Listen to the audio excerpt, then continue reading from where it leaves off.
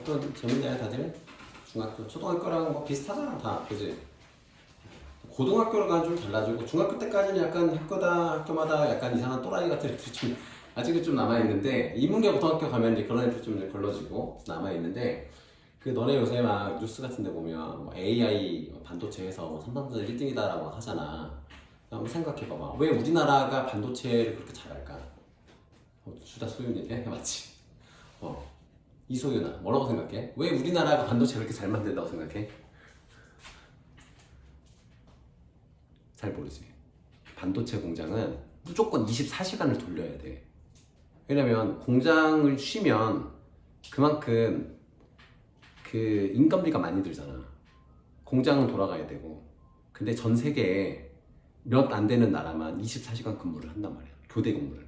유럽 애들한테 교대 근무하라 그러면 절대 안 해요. 미국 애들 교대 근무하라고 하면 절대 안 해요. 왜겠어?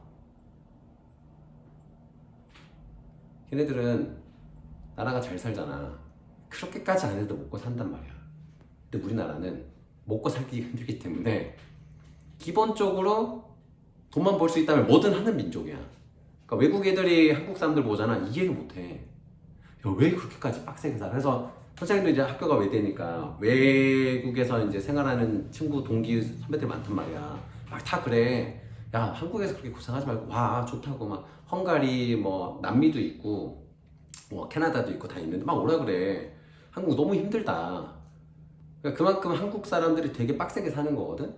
근데 이 말에서 우리가 두 가지 교훈을 얻을 수 있는 거는, 첫 번째는 그렇기 때문에 우리나라가 지금 유럽보다 성장 속도가 빠른 거고, 그러니까 너네들 부모님 세대 있잖아. 그냥 거의 뭐 집에서 키우는 개만큼 일을 한 거야 진짜. 그 얘기 뭐 전태일열사 이런 거 역사 시간에 배우지 않니? 진짜 잠만 겨우 4~5시간 자면서 돌아가면서 막 공장 돌리고 막 했던 그런 희생. 그리고 반도체 공장이 옛날에는 백혈병 환자들이 되게 많았거든. 안전장비 다 주면 돈 아까우니까 회사에서 숨긴 거야. 이게 몸에 해롭다라는 걸. 어쨌든 그런 불합리한 것들이지만 그 덕에 너네들이 배 굶지 않고 사는 거야. 아이러니하게도. 그러니까 외국에서 한국에다 공장을 지어준 거 아니야. 한국 애들은 유럽 애들보다 돈 더 조금 줘도 더 빡세게 일하니까. 그러니까 두 가지 교훈은 뭐냐면, 그렇기 때문에 너네가 한국에 살려면 그런 근성을 길러야 돼요. 그러니까 연봉 좋은 회사들의 특징은 그 갈아 넣어야 버틸 수 있는 구조가 있어. 그러니까 선생님 형도 이제 삼성에서 일하는데 대기업 다니는 주변 사람들 얘기 다 들어보잖아. 어떤 거냐면 3명이 일할 몫을 1명한테 시키고 2명치 연봉을 주는 거야. 무슨 말인지 알겠죠? 그러니까 일이 남들보다, 중소기업 다니는 사람들보다 일을 3배 해야 그들의 2배의 연봉을 받는 거야. 그래야 겨우 연봉 6천, 7천 받는 거야. 중소기업이 한 3천, 4천 줄 때. 그러니까 잘 생각을 하면 돼. 근데 집이 좀 여유가 있고 뭐 미국에 집 한 채 얻을 수 있다 하면 외국 가면 되는데, 이제 문제는 뭐냐면 그런 편한 나라들의 특징은 또 집이 비싸. 그 현지에서 직업을 구하지를 못하면은 또 생활이 힘듭니다. 그만큼. 어쨌든 잘 고민하시고, 뭐 아까 소연이하고도 얘기했지만 선생님도 참 아이러니해요. 공부 이렇게 안 했으면 좋겠어. 너네들이 이게 힘들잖아. 한창 성장기 때 할 것도 많고. 그러니까 현실적으로 좋은 대학 나온다고 다 성공하는 것도 아니야. 그리고 되게 열심히 살아야 성공하는 건데, 우리나라 사람들의 열심은 이미 세계적으로 봤을 때는 충분히 열심히 사는 거야. 학교에서 공부 다 끝났잖아. 그럼 뭐 하는 거야? 쉬어야지. 근데 끝나고 공부하러 오잖아. 근데 이것도 비교적 많이 하는 건 또 아니야. 그지? 막 중학생도 막 10시, 11시, 12시까지 과외까지 해가면서 하는 애들이 수두룩 하니까. 그러니까 참 선생님도 안타깝긴 한데, 한국에서 너네들이 이 고생을 지금 해둬야 너네들이 흔히 알고 있는 평균의 삶을 살 수가 있거든. 그러니까 뭐 차 한 대씩, 대신에 외국 애들은 차를 못 사요. 차 살 돈은 없어. 집 렌트비 내고 난 남는 게 없어서 이런 한국인들만의 레저 문화를 즐길 수는 없어, 걔네들은. 그러니까 너네들이 생각하는 한국의 또 문화 수준의 수요도 크잖아, 기준은. 1년에 한 번 해외여행 가야 되고, 내 명의에 차 하나는 있어야 되고, 집도 해는 들어와야 되고, 그지? 보일러 막 들어와야 되고 이러잖아. 근데 그런 삶을 살려면은 너네들 1인 기준으로 결혼 안 하고 월에 200 이상은 벌어야지 이 기본의 삶이 돼. 저축 안 하고. 그런 사회의 문화 속에 우리가 있습니다. 그래서 근데 공부 아니고도 성공할 수 있는 길은 많이 있어요, 진짜로. 많이 대신에 학원 공부 안 하는 기타 시간에 많이들 이렇게 해보세요. 요새 유튜브 영상 편집 이런 것도 막 되게 뜬다던데. 많이 뜨고 많이 배워주시고. 어쨌든 오늘은 수학 학원이기 때문에 수학 공부를 해보겠습니다. 자, 톱니바퀴 관련된 건데 뭐 계속해서 연장해서 지난번에도 얘기했지만 최대 공약수, 최소 공배수 문제를 풀 때 포인트는 뭐냐면 이게 최소 공배수를 써야 되는 최대 공약수를 써야 되는지를 파악하는 게 중요한 거예요. 그러니까 문장을 이해하는 게 중요한 거예요. 상황을. 그러면 예제 문제를 한번 볼게요. 수학 선생님이 18일에 한 번씩 노트 검사를 한대. 그럼 18일째 하고 그러니까 오늘 했으면 18일 후에 또 하고 또 18일 후에 또 노트 검사를 한다는 거예요. 그리고 27일에 한 번씩은 쪽지 시험을 본대요. 그럼 쪽지 시험과 노트 검사를 동시에 합니다. 그럼 며칠 후 처음으로 뭐 이렇게 써 있는데 그럼 우리가 상식적으로 18일 후에 노트 검사를 하는데 그 전에 노트 검사랑 쪽지 시험이 겹치는 순간이 올 수 있겠어요? 안 되죠.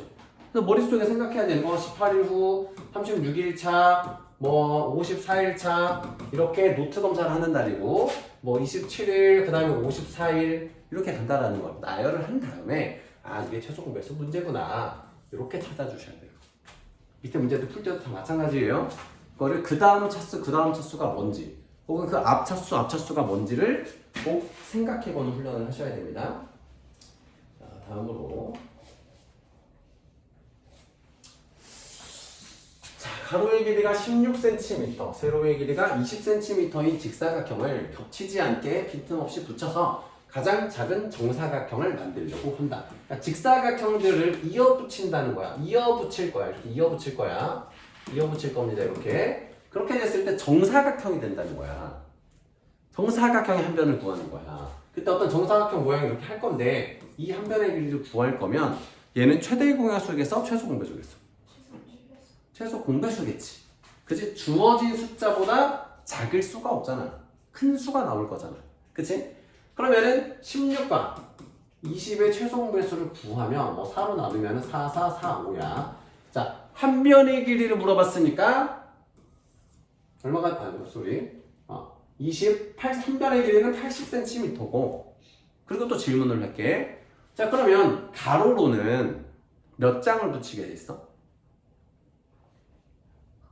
가로로는 몇 장 붙이는 건가? 16cm짜리는 몇 장 있어야 될까? 4장이죠. 16 곱하기 4를 해야 미안해요. 맞죠. 미안해요. 많이 힘드네요, 선생님도. 그죠? 80이 되려면 16 곱하기 5를 해야 되잖아? 그치? 그래서 이 수가 16에 해당하는 거에 장수가 되는 겁니다. 이런 해석들을 많이 연습을 하시면은 가능해요. 그래서 난이도가 올라가는 문제는 단순히 최대 공약수, 최소 공배수를 구하는 문제가 아니라 얘가 뭘 하고 있는지를 알고 있느냐 하고 물어보는 질문들이 막 생깁니다.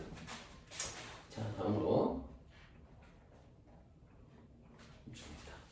자, n분의 18, n분의 24가 자연수가 되도록 하는 자연수 n의 값 중 가장 큰 자연수는 자, 자연수가 되게 할 거래.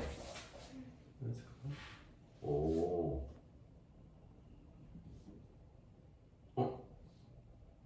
나 죽겠는데? 뭐야? 많이 움직였는데? 조금 움직였나? 이렇게 쓰였네? 좋은데? 자, 그러면 이 녀석과 이 녀석이 자연수가 되도록 디지털 소위계측이라고 해봐야 돼. 자, n분의 18, n분의 24를 자연수가 되게 한다라는 거는 바꿔 말하면 나누어 떨어지게 한다. 나누어 떨어지게 하는 수가 뭐지? 박소윤아? 약수. 나누어 떨어지게 하는 수는 약수고 그 중에서 공통으로 약수고 그 중에 제일 큰 수니까 최대 공약수 구하는 암산으로 되죠. 6이라는 거. 자, 두 녀석의 최대 공약수가 72일 때 자, 인수분해 돼 있으니까 72도 인수분해 하는 게 좋겠죠. 그럼 8, 9, 70이니까 2의 3승 곱하기 3의 제곱이고 그럼 둘 중에 작은 걸 골랐을 때 2의 3승이 나온다고 했어요. 요건 맞죠? 이렇게 나왔지? 이제 뭐가 필요해? 3의 제곱이 필요합니다. 그게 어디서 나오겠어요? 여기서 나오겠지. 3의 제곱이 일단 나오겠지. 그리고 더 있어도 상관은 없잖아. 더 있어도 상관없는 수를 찾아봅시다. 그러니까 3의 제곱에다가 더 있어도 되는 수는 뭐냐면 최대 공약수가 72니까 겹치지만 않으면 되는 거야. 일단 7은 있으면 안 되는 거고 3은 더 있어도 되죠. 2도 더 있어도 되죠. 그치? 3의 제곱 곱하기 뭐 2, 3의 제곱 곱하기 2의 제곱 가능하고 언제까지? 4 상관은 없지? 여기서 2의 3승 쓴 거니까 여기는 2가 아무리 커도 상관없죠? 그리고 3의 3승꼴도 상관없지? 다 상관없죠? 5도 상관없어. 5의 배수 들어가도 상관없어. 그래서 이럴 때 소인수 분해를 해주시면 이제 편하겠죠? 얘는 3, 9, 28이니까 얘는 가능한지만 봅시다. 가능하죠? 3의 제곱 곱하기 2꼴 얘는 2의 제곱 곱하기 3의 제곱도 가능하죠. 3만 지수가 안 크면 되는 거니까 얘도 9, 5, 45 5 있어도 상관없지? 겹치는 거 없으니까 자, 7, 9, 63 얘가 안 되죠. 얘를 써버리면 최대 공약수에 7이 들어가 버리지. 그래서 답은 4번이라는 거 알 수 있습니다.